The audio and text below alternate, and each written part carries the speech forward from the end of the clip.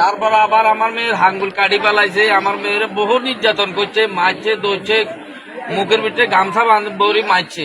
সেরপরে আমি নিয়ে আসছি, আমি 21 দিন মেয়েকে সরাই রাখছি। আরে এলাকাবাসী ধরে কিছু সাল্লিশ, তাদের সালিশে আয় করছে, এটা আমি সাল্লিশ হয়েছে ননু মোল্লা, সাল্লিশ হয়েছে সদ্দীপের রুবেল, সাল্লিশ হয়েছে ইব্রাহিম, ওই বাদরের কামাল মেয়া, এরা আরো অনেকে আছে।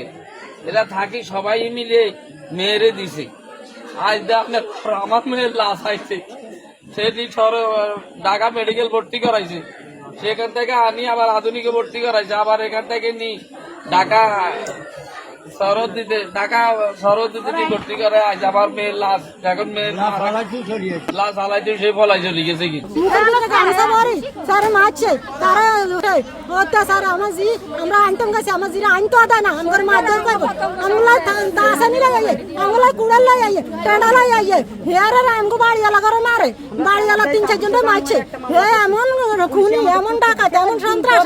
আমরা মাননীয় সরকার তার কাছে আমরা বিচার চাই, ফাঁসি চাই। কাইটা দিছে, তারপর মাথা পাটাই দিছে। আমরা কিছু বলি, আমরা যদি মিথ্যে সত্যি কথা বলি তাহলে